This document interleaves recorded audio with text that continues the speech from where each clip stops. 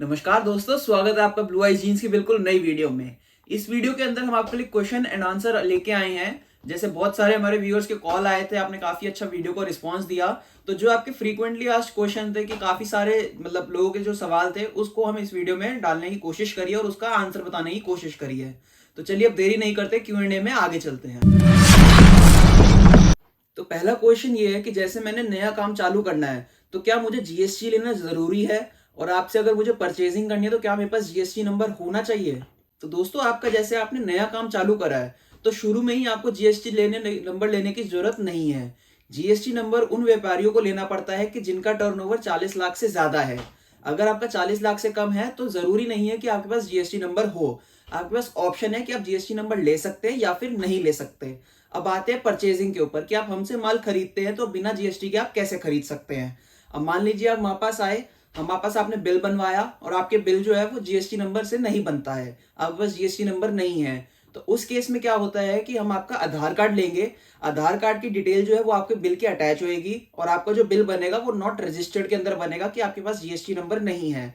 तो जो आपका आधार कार्ड होता है उसी से ही आपका माल चला जाएगा। जो ओरिजिनल बिल बनेगा उसके साथ हम आपका आधार कार्ड जोड़ के भेजेंगे और जब ट्रांसपोर्टर आपको माल देगा तो वहां पे आपको सेम बिल रिसीव होगा। तो जरूरी नहीं है कि आपके पास नया काम शुरू करने के लिए जीएसटी नंबर हो।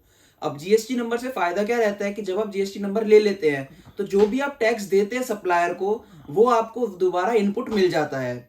जैसे मान लीजिए आपने 100 रुपए का टैक्स दिया हमारे को, तो वही 100 रुपए आप अपना क्लेम कर सकते हैं जीएसटी इनपुट के अंदर। वो आप अपने सीए से जानकारी लेके उसका ज्यादा जानकारी ले सकते हैं। बाकी अगर आपने नया काम शुरू करना है तो जरूरी नहीं है कि आपके पास पहले जीएसटी नंबर हो फिर ही आप काम शुरू कर पाए। अब बहुत से व्यूअर को ये क्वेश्चन था कि होलसेल का मतलब क्या होता है। जो हम वीडियो में होलसेल होलसेल करते रहते हैं तो उसका मतलब क्या होता है। देखिए, जो परचेसिंग होती है वो दो तरीके से होती है और सेलिंग भी दो तरीके से होती है। एक होती है होलसेल, एक होती है रिटेल। होलसेल का मतलब होता है ज्यादा क्वांटिटी में और रिटेल का मतलब होता है थोड़ी क्वांटिटी में। अब हम जैसे होलसेल करते हैं उसका मतलब क्या है कि जैसे हमारी खुद की फैक्ट्री है तो हमारे पास वॉल्यूम ज्यादा होता है, हम लार्ज क्वांटिटी में काम करते हैं। मान लीजिए मैंने कोई कपड़े का आइटम मंगाया तो मैं वो 10,000 मीटर कपड़ा मंगाया मैंने। अब मैं उसका प्रोडक्शन करूंगा तो 10,000 पीस हिसाब से बनाऊंगा। अब वो 10,000 पीस मेरे पे ऑप्शन है कि मैं एक एक करके बेचता हूँ, कि जैसे एक एक पीस दे दिया 10,000 कस्टमर को, या फिर मैंने 5 कस्टमर ही दिए और उनको ज्यादा पीस दे दिया, मान ली 2,000 पीस हर कस्टमर को दे दिया।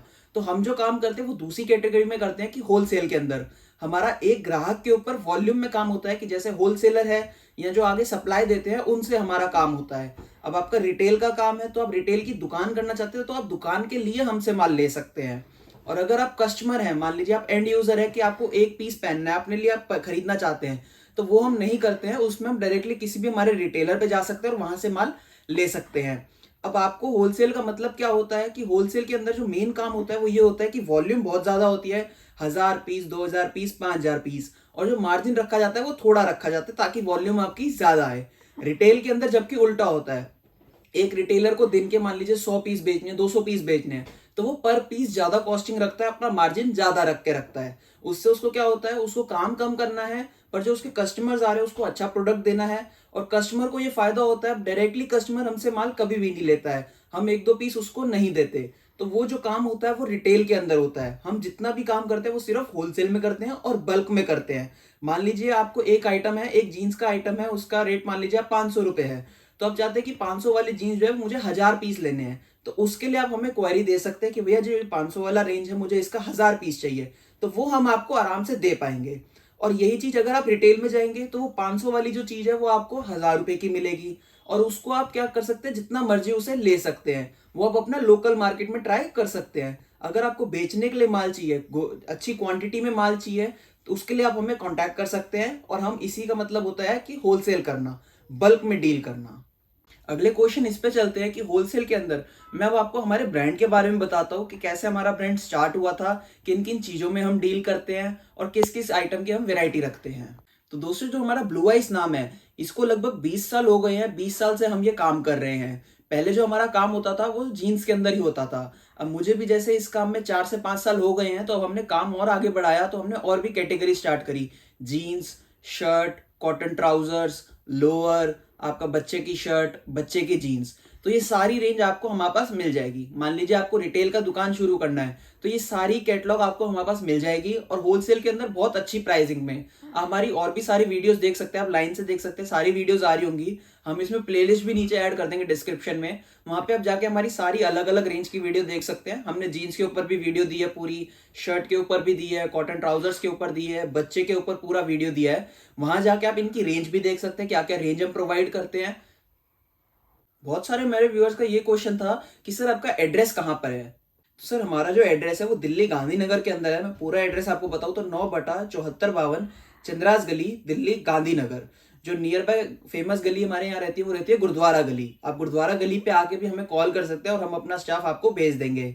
अब ये बात करते हैं कि आप आ कैसे रहे हैं। मान लीजिए आप ट्रेन से आ रहे हैं तो नई दिल्ली रेलवे स्टेशन अगर आप उतरते हैं तो वहां से 20 मिनट की दूरी पे गांधीनगर पड़ता है। आप डायरेक्टली ऑटो लेके मेन मार्केट में आ सकते हैं। और अगर आप लोकल है, मतलब दिल्ली के आसपास से आ रहे हैं, तो मेट्रो आपको काफी अच्छे से ले आ सकती है। मेट्रो का Shastri park red line nearest metro station रहता है, वहां से आप रिक्शा लेके हमारे यहाँ पे गांधीनगर मार्केट में आ सकते हैं। मैं एड्रेस दोबारा बताता हूँ, 9/7452 चंद्रास गली, दिल्ली गांधीनगर। हम इसका लोकेशन का लिंक भी आपको दे देंगे, तो आप वहां पे मैप में डायरेक्टली क्लिक करके देख सकते हैं।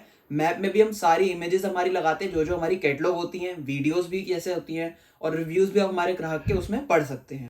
और बहुत ज्यादा क्वेश्चन जो हमसे पूछा गया था वो ये रहता है, जीन्स के कलर के बारे में बताइए थोड़ा सा। सर जीन्स में कलर से पहले मैं आपको बताता हूँ कि जीन्स बनता कैसे है। तो ये देखिए, इस तरीके का कपड़ा रहता है जो हम आपको आइटम दिखाते हैं आरएफडी के अंदर। आरएफडी का मतलब होता है रेडी फॉर डाइंग। अब आप जैसे ये कपड़ा देख सकते हैं, बिल्कुल सफेद कपड़ा है। और जो इसके बाद आप प्रोडक्ट देख रहे हैं, ये देखिए, ये फिनिश प्रोडक्ट है। अब इस कपड़े पे कितने सारे प्रोसेस हुए होंगे आप सोच सकते हैं, जिससे ये कलर बना होगा। और आप इस पे वो देख सकते हैं कि एसेसरीज लगना, सिलाई रखना, वो तो अलग बात हो गई। अब कलर के ऊपर हम आते हैं तो काफी सारे हमारे कोई यही क्वेश्चन आते हैं कि भैया कलर तो नहीं जाएगा। तो कलर तो नहीं जाएगा, उसका मैं आपको दो आसान से उसमें आपको आंसर देता हूँ कि देखिए, पहला जो कलर होता है वो ये केमिकल होता है, इसकी वजह से ही ये आपका कलर इस पे चढ़ता है। अब मान लीजिए आप, ये सफेद है, अब सफेद पे आपको आप सोच सकते हैं कितना सारा आपको केमिकल लगाना पड़ेगा जिसके बाद ये वाला कलर बने। एक तो ये हो गया आरएफडी के बाद। दूसरा आप देख सकते हैं ये जीन्स में। अब जीन्स में अलग अलग वॉशिंग होती है, बॉल ब्लास्ट होता है आपका, ग्लेंडर के अंदर उसमें डिजाइनिंग दी जाती है। काफी सारे इसमें वॉशिंग के टाइप्स होते हैं, डोल वॉश आपका होता है। अब उसमें हम ग्राहक को क्या समझाते हैं कि कलर का आपने सिर्फ दो ही बातें समझानी है। एक, कि उसको ओवरनाइट भिगो कर नहीं रखना पानी में, क्योंकि आप कोई भी महंगे से महंगा पीस हो, कोई भी महंगे से महंगी शर्ट ले ले, जीन्स ले ले, कुछ भी आप कपड़े के आइटम ले ले, आप अपने घर का ही कोई भी जो आप यूज कर रहे हो उसी को ले ले। अगर आप उसको काफी लंबे समय तक पानी में भिगो के रखेंगे तो उससे क्या होता है, जो कपड़ा होता है, अब कॉटन के थ्रेड्स होते हैं, तो वो क्या होता है, वो ढीले हो जाते हैं। और उसकी वजह से क्या होता है कि कपड़ा जो होता है वो खराब हो जाता है। आप ये किसी भी कपड़े पे कर सकते हैं, अगर आप उसे 1-2 दिन भिगो के छोड़ दें तो वो हमेशा उसमें दिक्कत आएगी।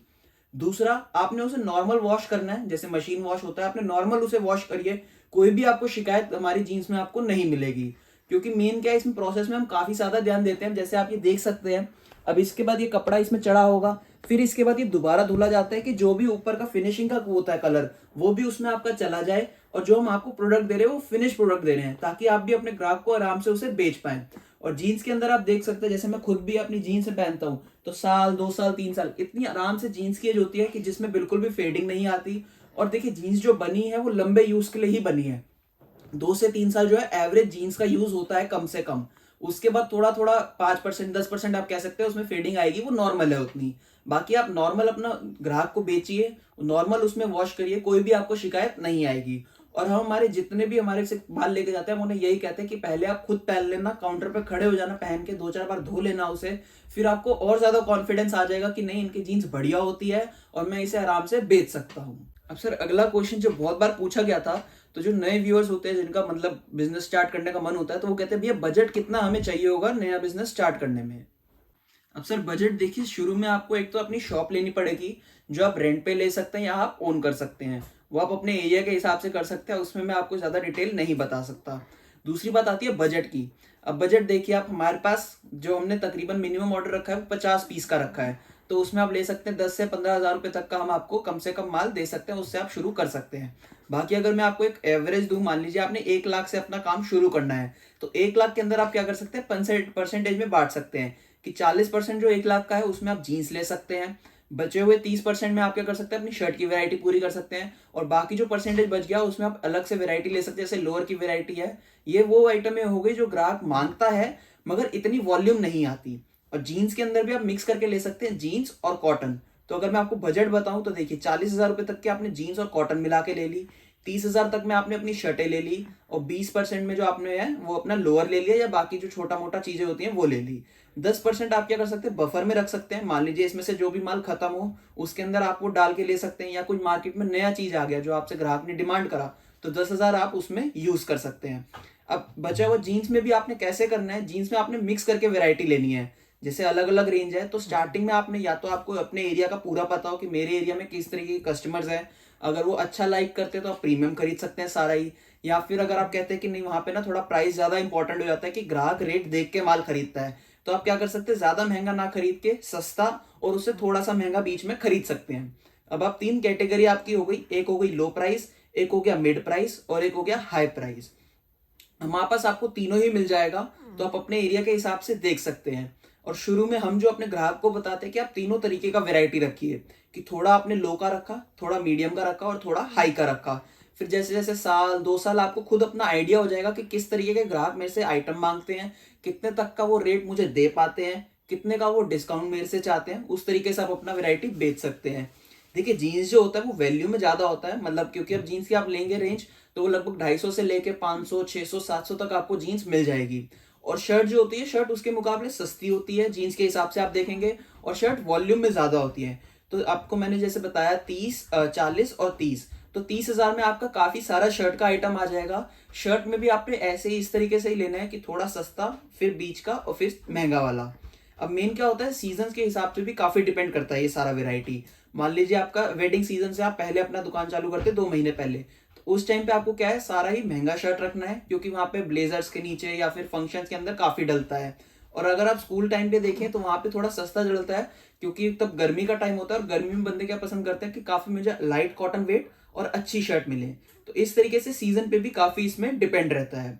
और शर्ट के अंदर भी आप दोनों तरीके की वैरायटी रखी है, कहीं पे बॉक्स पैकिंग बिकता है, कहीं पे लूज पैकिंग बिकता है। हमने आपको वीडियो दोनों ही दे रखी है, लूज पैकिंग के ऊपर भी वीडियो बना रखी है, बॉक्स पैकिंग के ऊपर भी वीडियो बना रखी है। अब इसमें मैं आपको एरिया के हमारी हिसाब से बताऊं कि जितना हमें समझ आया, तो बिहार और यूपी साइड आप देखेंगे वहां पे बॉक्स पैकिंग बहुत ज्यादा बिकता है, क्योंकि वहां पे जो कस्टमर लाइक करते हैं वो पैकिंग हिसाब से लाइक करते हैं।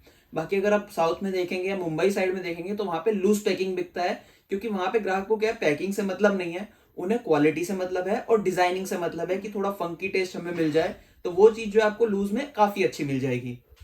तो आपने अपने यहाँ पे पहले तो स्टडी करना है दुकान डालने से पहले, कि मेरे यहाँ पे कैसे किस तरीके का मार्केट है। आप 2-3 जो रिटेल की दुकानें पहले से चल रही है उनके यहाँ पे भी विजिट करके आप देख सकते हैं कि किस तरीके की क्वालिटी लाइक करी जाती है। क्योंकि काफी एरियाज होते हैं जहाँ पे सिंपल सोबर टेस्ट ही बिकता है, और काफी सारे एरियाज है वहाँ पे फंकी टेस्ट बिकता है। फंकी में आप देख सकते हैं जीन्स में काफी आपने देखा होगा कि डिजाइनर जीन्स आता है, कि आपको ग्लेंडर हो गया, या फिर कटाफटा जिसे हम कहते हैं, या फिर अलग वॉशिंग कॉन्सेप्ट हो गया। बाकी एरिया में क्या है, क्योंकि देखिए जो सिंपल आइटम है वो आपका 12 महीने बिकेगी, रेगुलर बिकेगी। और फेस्टिव सीजन जैसे ईद है, आपका होली है, वहां पे थोड़ा फंकी टेस्ट बिकता है। तो हम भी सीजन के हिसाब से चलते हैं। बट आपने जैसे नया करना है, तो नए में सबसे बेस्ट यही रहता है कि आप थोड़ा थोड़ा सब रखिए, मिक्स करके अपनी वैरायटी बनाइए, और जिस रेशियो में मैंने बताया इस रेशियो में आप ले सकते हैं। अब अगली बात करें, जैसे 4 हो गया, 40 आपका वो हो गया जीन्स का, 30 आपका शर्ट हो गया, 4 और 3 7 हो गया, 20% मैंने आपको बताया लोअर और अलग से वैरायटी। अब लोअर देखिए बहुत ही सस्ती रेंज में आपको मिल जाएंगे। और लोअर मीन क्या होता है, लोअर में आपकी क्वांटिटी बहुत ज्यादा आ जाएगी इतने बजट के अंदर। 20,000 में आपके काफी सारे लोअर आ जाएंगे, तो आप वो इकट्ठे ना लेके आप उसे टुकड़ों में ले सकते हैं, कि काफी मतलब 100 पीस आप ले गए, फिर वो जब उसमें से सेल हो गए, मान लो 50 पीस 60 पीस सेल हो गए, फिर आपने दोबारा से लोअर की वेरायटी कर ली। क्योंकि लोअर में देखिए सस्ती आइटम है, बट उसमें डिजाइनिंग काफी सारे होते हैं और काफी सारे टाइप के होते हैं। फैब्रिक 2 वे 4 वे, लाइक्रा, एनएस, उसके अंदर रिप चाहिए ग्राहक को या फिर चेन वाला चाहिए, तो काफी सारी वेरायटी होती है। तो आप सारी वेरायटी इकट्ठे मत रखिए, थोड़ी थोड़ी रखिए, उसे बदलते रहिए, चेंज करते रहिए, जैसे ग्राहक आपके पसंद करे वैसे आप उनसे कर सकते हैं। अब जो बचा हुआ परसेंट है 10%, वो आपने रिजर्व में रखना है, कि मान लीजिए कोई नई आइटम आ गई, अभी आपको मैंने जीन्स बताई, कॉटन बताई, लोअर बताई, अब मान लीजिए फॉर्मल ट्रेंड होने लग गई, तो कुछ भी ऐसा नया ट्रेंड आता है तो उसके हिसाब से आप वो 10,000 रुपए यूज कर सकते हैं। मान लीजिए कभी स्ट्रेट फिट की बहुत ज्यादा डिमांड हो गई मार्केट में, तो आप वो वाला पैसा उसमें यूज करके इस तरीके से वैरायटी अपनी बना सकते हैं। अब अगले क्वेश्चन की तरफ चलते हैं कि सर जैसे हमने आपसे परचेजिंग कर ली, आपसे माल हमने ले लिया, जैसे आपने बताया उसी तरीके से लिया, सब आपकी बात सुनी, बट अब इसे हमें सेल कैसे करना है, अपने काउंटर पे कैसे बेचना है। देखिए, आप जो भी हमारे से प्रोडक्ट खरीदते हैं, कोई भी वो आइटम के अंदर हो, उसमें सब में ही एमआरपी हम आपको देते हैं। जब हमारी दुकान पे विजिट करते हैं या हमसे कॉल पे बात करते हैं या कॉल पे ऑर्डर देता है, तो हम आपको बताते हैं कि किस तरीके से इसका होलसेल प्राइस रहेगा और किस तरीके से इसका एमआरपी रहेगा। तो पहला ऑप्शन आप क्या कर सकते हैं कि जो एमआरपी है उसके हिसाब से आप उस पर डिस्काउंट ऑफर कर सकते हैं कि जी इतना डिस्काउंट है, इतने पे आपको ये वाला माल मिल जाएगा। अब बहुत सारे आपने स्टोर देखे होंगे, वहां पे क्या होता है, कैटेगरी के हिसाब से होता है। जीन्स पे इतना परसेंटेज ऑफ है, शर्ट पे इतना परसेंटेज ऑफ है, लोअर पे इतना परसेंटेज ऑफ है। तो एक तो आप इस तरीके से हमारा परसेंटेज पे काम कर सकते हैं। दूसरा आप क्या कर सकते हैं, आप एक फिक्स अमाउंट पे रख सकते हैं कि ये वाली जो जीन्स है इसका प्राइस ये है। तो उसके अंदर आप मिक्स करके वैरायटी बना सकते हैं। जैसे आप होलसेल में जब जीन्स खरीदते हैं तो आपको समझ आएगा कि जैसे एक मैंने आपको आइडिया के लिए बता रहा हूँ कि एक मान लो 400 की है, तो दूसरी जो जीन्स की क्वालिटी होगी वो हो सकती है 420 की हो, फिर 430, 440, 450, इस तरीके की अलग अलग वैरायटी जब आप खरीदने जाएंगे तो आपको मिलेगी। आप क्या कर सकते हैं, इन सबको इकट्ठे कंबाइन कर सकते हैं। मान लीजिए आपने 1000 रुपए की रेंज निकाल दी, तो उस 1000 रुपए में आप ये चारों क्वालिटी इकट्ठे बेचेंगे। क्योंकि रिटेल में अगर आप ये मतलब ग्राहक को अगर ये कहेंगे कि ये वाली 1000 की है, ये 1100 की है, ये 1200 की, ये 1300 की, तो कहीं ना कहीं कस्टमर को डिसीजन लेने में मुश्किल होती है। तो आप एक फ्लैट रेंज रख सकते हैं कि 1000 वाली रेंज है, इसके बाद हमारी जो अगली रेंज आती है वो 1600 की आती है, फिर 2000, इस तरीके से आप अपनी रेंज के हिसाब से भी इसमें वैरायटी बना सकते हैं। तीसरा क्या हो सकता है, आपने फिक्स प्राइस रख दिया कि सर हमारे यहाँ पे इस वाली प्राइस का ये वाला पॉइंट है, ठीक है, इसी में आपको ये मिल जाएगा। या फिर आप जोड़ा करके बेच सकते हैं कि हमारे पास जीन्स और शर्ट दोनों का कॉम्बो जो है वो हम आपको 1200 रुपये में दे देंगे। तो उसमें आपने क्या करा, जो भी उसके हिसाब से आपने मार्जिन के हिसाब से अपनी जीन्स ले ली और उसी के साथ उतनी ही तक की शर्ट रख दी। अब ये दोनों मान लीजिए आपको कॉम्बो पड़ रहा है 200 का, आइडिया के हिसाब से समझिएगा क्योंकि मैं इसमें एग्जैक्ट प्राइस आपको नहीं बता रहा। अब मान लीजिए आपको जीन्स और शर्ट का कॉम्बो पड़ा 200 रुपए का, तो आपने कहा जी मैं इसे 350 या 400 रुपए में सेल कर दूंगा। अब आप अमाउंट अपने हिसाब से थोड़ा कैलकुलेट कर सकते हैं कि मेरे को कॉम्बो जो है 600 का पड़ रहा है तो मैं कितने का बेचूं, कॉम्बो 800 का मुझे पड़ रहा है तो मैं कितने का बेचूं। तो कॉम्बो वाले भी एक आप काम कर सकते हैं। उसके अगला जो काफी आपने दुकानों पे देखा होगा वो कोडिंग रखते हैं कि जैसे किसी का कोड रहता है A51, तो उसका अलग कोड हो गया। इस तरीके से आप कोडिंग करके भी उसमें अमाउंट दे सकते हैं। ये अब आपके ऊपर है, आपको किस हिसाब से करना है। बाकी जो डिस्काउंट वाला काम है वो सबसे आसान है कि आपने परसेंटेज अपनी सेट कर दी कि इतने डिस्काउंट पे आप ये वाला माल हमसे खरीद सकते हैं और बोर्ड लगा दिया, और वो सीजन के हिसाब से आप उसे बदल सकते हैं। मान लीजिए फेस्टिव सीजन आया तो आप परसेंटेज थोड़ी सी ज्यादा कर सकते हैं, क्योंकि फेस्टिव में मेन क्या होता है, ग्राहक का काफी अच्छा मन होता है खरीदने का, तो उसमें वॉल्यूम आप काफी अच्छी कर सकते हैं। और जितने आपने बड़े बड़े मॉल देखे होंगे तो वो भी इसी तरीके से काम करते हैं कि अपना प्राइसिंग सेट रखते हैं वो पहले से, और फिर जैसे सीजन आता है उसके हिसाब से वो परसेंटेज सेट करके आगे अपने ग्राहक को दे देते हैं। इसमें बिल्कुल भी दिक्कत नहीं आती। और इससे होने से क्या होता है कि मान लीजिए आपको 5 जनों का स्टाफ है, तो हर एक को एक तो प्राइस अलग अलग याद नहीं रखना कि कोई अलग रेट दे रहा है आपके ग्राहक को, कोई दूसरा रेट दे रहा है, कोई तीसरा रेट दे रहा है। तो जब काम होता है, काफी सारा रश होता है आपकी दुकान पे, तो आपको ये दिक्कत नहीं आएगी। इसके अलावा आप क्या काम कर सकते हैं, आप कहते हैं कि जी हमारे यहाँ पे ग्राहक एमआरपी मानता ही नहीं है, कि एमआरपी जो भी हो उसको उससे मतलब नहीं होता, तो आप नॉर्मल से अपना रेट लगा सकते हैं, अपना प्राइस लगा सकते हैं, हर एक पे टैग लगा सकते हैं कि ये वाला आइटम इतने का है, तो वो अपने हिसाब से भी कर सकते हैं। ये सारे तरीके हैं जो नॉर्मल यूज होते हैं और इसके हिसाब से आप भी अपना काम कर सकते हैं। अब अगले क्वेश्चन की तरफ चलते हैं कि सर देखिए, हम जो आपका माल ले गए, तो हमेशा ये होता है कि सारा माल तो बिकता नहीं है और थोड़ा सा माल रह जाता है। इसमें मतलब कस्टमर का क्या कहना है कि मान लीजिए मैंने 1000 पीस आपके एक आइटम के जीन्स के लिए, तो 800 बिक जाएंगे, 900 बिक जाएंगे, तो हो सकता है आखिरी तक जाते जाते 100 पीस ना बिके। तो उसको हमें कैसे काम करना है और इससे हम कैसे बच सकते हैं। सर मैं इसका आपको एक छोटे से एग्जांपल से पहले समझाना चाहूंगा। मान लीजिए आपने 1000 शर्ट खरीदी, ठीक है, 100 रुपए की आपको एक शर्ट पड़ी, तो 1000 की आपने वॉल्यूम खरीदी, 1000 शर्ट खरीदी है और 100 रुपए से खरीदे हैं। अब आप सोचे कि 100 रुपए की शर्ट आप 200 रुपए की बेचेंगे, तो 1000 की 1000 शर्ट आपकी 200 में नहीं बिकने वाली। ये क्लोथिंग का काम है, इसमें क्या होता है, ट्रेंड चेंज होते रहता है। तो इसमें आप कैसे कर सकते हैं, आपकी 700 बिक जाएंगी 200 रुपए के अंदर, 800 पीस भी 200 में बिक जाएंगे और 850 तक भी 200 में आपके बिक जाएंगे। तो वो जो है आपने प्रॉफिट अपना मार्जिन कमा लिया, 100 रुपए पीस का आपने कमा लिया अपना तकरीबन 850 पीस बेच के। अब बचे हुए जो 150 पीस है उसके लिए आप क्या कर सकते हैं, आप अपना 200 रुपए नहीं रखेंगे, आप उसका अमाउंट जो है वो कम कर देंगे, जैसे सेल टाइप ला देंगे या फिर आप नॉर्मली उसका प्राइस कम कर देंगे। तो 200 वाली चीज को आप क्या कर सकते हैं, अपना 150 तक कर सकते हैं। और आपको लग रहा हो कि 150 में नहीं हो रहा तो उसे 120 कर सकते हैं। या फिर अगर आपको बिल्कुल ही खत्म करना है, आप चाहते हो कि मेरे पास स्टॉक ही ना हो, मैं कुछ इसको बेच के इसका जो कैपिटल है वो किसी और चीज में लगाऊं, कुछ नया आइटम लेके आऊं, ग्राहक जो डिमांड कर रहे हैं वो पूरी करूं, तो उसमें आप क्या कर सकते हैं, 100 वाली चीज को 100 में ही बेच सकते हैं। क्योंकि इसमें मेन क्या होता है, आपका कैपिटल फंसना नहीं चाहिए काम में। बहुत सारे व्यापारी ऐसे होते हैं कि जी मैंने अगर 200 रुपये सोचा है तो मैं 1000 की 1000 200 में ही बेचूंगा। तो ऐसा करेंगे तो उसमें क्या होता है, आपका कैपिटल कहीं ना कहीं ब्लॉक हो जाएगा। क्योंकि अगर 2 या 3 पीस भी आपके रुकते हैं तो वो आपको बहुत सारा अमाउंट है जो आपका ब्लॉक हो गया। और फिर इसमें रिटेल में, मतलब जैसे कपड़े के काम में आप अगर देखेंगे तो 2 महीने बाद 3 महीने बाद क्या होता है, मार्केट में वैरायटी ही बदल जाती है। आप हमसे स्टॉक जो देखते हैं, हम हर हफ्ते आपको नया डिजाइन देते हैं। क्योंकि इसमें मेन क्या है, जब तक आपका सर्कल नहीं घूमेगा तब तक आपको मजा नहीं आएगा। और ग्राहक जो आपसे जुड़ा हुआ है उसको जब तक आप नया माल नहीं देंगे तो उसे भी मजा नहीं आएगा। तो आपका ये रोटेशन जो है ये बहुत जरूरी है इस काम में। तो आप हमेशा ये लेके चलिए कि जो मेरा मार्जिन है वो मैंने अपने जितने सारे पीस थे उतने 850 पीस मैंने बेचने थे वो मैंने बेच दिए। अब जो बचे 150 पीस हैं वो मेरे को उतने मार्जिन पे नहीं बेचना। अगर मुझे थोड़ा कम भी मतलब मार्जिन मिल रहा है तो कोई दिक्कत नहीं है, मैं उसे कम मार्जिन पे करके उसे बेच दूंगा। पर मैं जो स्टॉक है ये सारा क्लियर करूंगा। आप जैसे ऑनलाइन सेल भी देखते होंगे तो वो भी इसी पे ही काम करते हैं कि शुरू में जैसे आप कोई नया फोन देखते हैं कि बहुत अच्छा फोन आया, काफी सारी डिमांड है, सब बात कर रहे हैं उस फोन की, तो सब उसको जो है कंपनी जो है उसको हायर प्राइस पे रखती है ताकि जितना उन्हें मार्जिन लेना है वो स्टार्टिंग में ही ले लें, जितनी सेल करनी है स्टार्टिंग में ले लें। फिर धीरे धीरे आप जैसे देखते होंगे कि उसका प्राइस क्या है, कम होते रहता है। अब फोन में फीचर्स भी उतने ही है, कस्टमर को सेम वैल्यू मिल रही है, ब्रांड भी सेम है, बट उसमें क्या है, प्राइस धीरे धीरे कम क्यों करा जा रहा है, क्योंकि अब उन्हें इन्वेंट्री उसकी क्लियर करनी है। अब उन्हें नया मॉडल लॉन्च करना है तो वो पुराना फोन जो है उसे खत्म करना चाहते हैं मार्केट से। सेम आपने भी अपने काम में करना है। देखिए दोनों का क्या है, वॉल्यूम अलग हो सकता है। मान लीजिए बहुत बड़ी कंपनी है तो उनका बहुत ज्यादा टर्नओवर है, आपका छोटा काम है, आपका छोटा टर्नओवर है। पर जो आप चीज देख रहे हैं, जो टेक्निक है, वो दोनों में ही सेम काम करती है कि अपने स्टॉक को हमने क्लियर करना है। जो मेरे पास माल है वो मेरे को ग्राहक को बेचना ही है। अगर ग्राहक मुझे थोड़ा कम दे रहा है आखिरी में तो मुझे वो थोड़ा कम करके उसे क्लियर करना है। अगला क्वेश्चन जो हमसे पूछा जाता है वो ये जाता है कि मैंने आपसे माल खरीदा, मेरी बिहार में शॉप है, तो वो माल मेरे बिहार में मेरी दुकान तक कैसे आएगा। सर आपका जो माल आपने लिया वो डिस्पैच किस तरीके से होगा। देखिए दो तरीके में इसमें होता है, एक होता है ट्रांसपोर्ट से, एक होता है कोरियर से।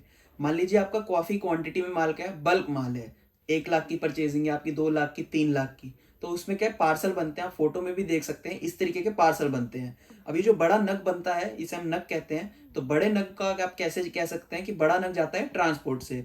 अब बिहार की साइड से जो आपके ट्रांसपोर्टर्स होंगे, जैसे मेहता ट्रांसपोर्ट है, जय माता दी है, अपोलो है, ये वाले जो ट्रांसपोर्ट है ये आपके बिहार को काफी अच्छे से केटर करते हैं और काफी सारे बिहार में हमारा माल जाता है। तो इन ट्रांसपोर्ट में आपका हम माल डालेंगे। अब माल डालने का मतलब क्या होता है कि ये जो मैंने पार्सल है ये मैंने मेहता वाले को दिया कि ये वाला माल इधर का बुक होना है। मान लीजिए मोतिहारी है तो मोतिहारी के अंदर ये माल बुक होएगा और ये वाली पार्टी है यहाँ पे इसका माल जाना है। तो ये सारी डिटेल हम उसे दे देंगे। उसके बाद वो हमें क्या करेगा, LR रिसीट देगा, जिसे लॉजिस्टिक रिसीट कहते हैं या फिर आप बिल्टी कह सकते हैं। कॉमनली बिल्टी वर्ड यूज होता है। बिल्टी का मतलब क्या होता है कि मेहता ने वो वाला पार्सल आपका ले लिया है, अब उसकी जिम्मेदारी है वो वाला पार्सल आपको पहुंचाने की। अब हमारे पास जो बिल्टी आया आपका, वो बिल्टी हम आपको भेजेंगे कि ये आपका बिल्टी है, इस पे आपका सारा डिटेल रहेगा। तो जब माल आपको पहुंच जाएगा तब आपको मेहता वाला कॉल करेगा कि सर आपने जो पार्सल बुक कराया था दिल्ली से वो आपका माल आ चुका है। उसके बाद आपने वो जो बिल्टी है वो उसे दिखाना है और फिर वो आपको पार्सल दे देगा। ये सारा फैसिलिटी जो है ये होगा ट्रांसपोर्ट के थ्रू। अब अलग अलग ट्रांसपोर्ट होती है। मान लीजिए साउथ में माल जाना है तो साउथ काफी अच्छा VRL से जाता है, उनका काफी अच्छा सर्विस है। महाराष्ट्र में जाना है तो महाराष्ट्र फ्रेट कैरियर है, वहां से जाता है। तो जितने भी आप इंडिया में स्टेट्स हैं जहां पे भी आप कहेंगे तो जो आपका बेस्ट ट्रांसपोर्ट होगा वो हम आपको बताएंगे। और कई ग्राहकों का क्या होता है कि उनकी डीलिंग होती है अपने लोकल ट्रांसपोर्ट से, तो आप अपना भी ट्रांसपोर्ट हमें बता सकते हैं, हम उससे भी आपका माल डिस्पैच कर देंगे। जो ट्रांसपोर्ट फैसिलिटी यूज होती है वो होती है बड़े नग के लिए। अब छोटे नग मंगाने हैं, मान लीजिए आपने हमसे नहीं जुड़े हैं, आप आपका पहले से रिटेल का काम था, आपको हमारी वैरायटी अच्छी लगी, अब आप हमारा माल मंगाना चाहते हैं, पर स्टार्टिंग में आप थोड़ा मंगाना चाहते हैं सैंपल बतौर। जो माल आता है वो सेट वाइज आता है। मान लीजिए आपने मुझे कहा कि मेरे को 50 पीस अभी खाली जीन्स ही चाहिए। अब 50 पीस आपको जीन्स चाहिए तो 50 पीस ट्रांसपोर्ट से बड़ा महंगा पड़ेगा, क्योंकि उनका क्या है, वेट के हिसाब से होता है और पार्सल के साइज के हिसाब से होता है। तो दूसरा ऑप्शन आप क्या कर सकते हैं, कोरियर से ले सकते हैं। कोरियर में इस बार आप देखेंगे तो डिलीवरी कोरियर है, एक्सप्रेस बीज है, काफी अलग अलग कोरियर्स हैं जिनके थ्रू माल जाता है। कोरियर में आपको ये बेनिफिट हो जाता है, माल जल्दी मिलता है, कैश ऑन डिलीवरी का भी आपको फैसिलिटी मिल जाता है, और आपके पिन कोड पे डायरेक्ट वो माल आ जाता है। तो दोनों ही फैसिलिटी हमारे पास अवेलेबल है, ट्रांसपोर्ट भी अवेलेबल है और कोरियर भी अवेलेबल है। अब अगला क्वेश्चन हमसे ये पूछा गया था कि सर मान लीजिए मैंने ट्रांसपोर्ट से माल मंगाया, तो कितने पीस होते हैं जो मेरे ट्रांसपोर्ट से जा सकते हैं और पर पीस की कॉस्टिंग क्या रहती है और मुझे कितने रुपए उसे वहां पे देने होंगे। अब मैं आपको 3 कैटेगरी में ये चीज़ समझाता हूँ। पहली कैटेगरी में मान लीजिए आपने मिक्स करके वैरायटी ली, थोड़ा जीन्स लिया आपने, थोड़े पीस आपने शर्ट लिया, थोड़ा बच्चे का माल लिया। तो ये सब आप जो वैरायटी देखेंगे तो तकरीबन आप ले सकते हैं 300 से 350 पीस ये बनते हैं मिला करके, क्योंकि अब अलग अलग वेरायटी है। मान लीजिए लोअर आपने लिया तो लोअर का 18 पीस का बंडल आएगा, मगर वो जगह क्या है, कम घेरता है पीस के हिसाब से। बॉक्स वाला शर्ट जो है वो जगह ज़्यादा घेरता है, तो इसलिए वो कम पीस आता है।